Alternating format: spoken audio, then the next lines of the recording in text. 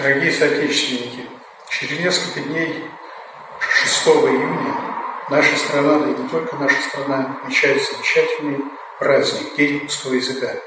Почему именно 6 июня? Потому что в этот день родился великий русский поэт Александр Сергеевич Пушкин. На великом русском языке говорили Аксаков, и созидали его Толстой, Лермонтов, Гоголь. Этот ряд можно продолжить без конца. Сохранять наш язык – наше право и наша обязанность.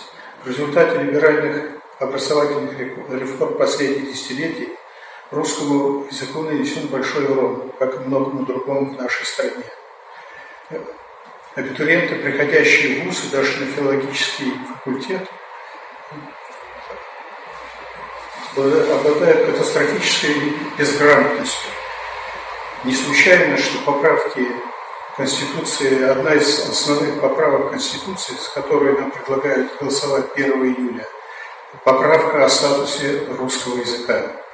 Министерство культуры Республики Башкортостан и Дом дружбы народов Республики решили провести в этот замечательный день республиканскую образовательную акцию республиканский диктант по русскому языку.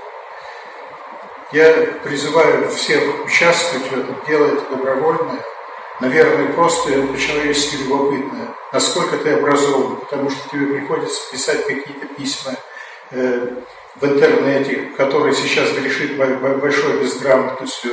И, наверное, стыдно, может быть, будет читать некоторые свои опусы. Вот.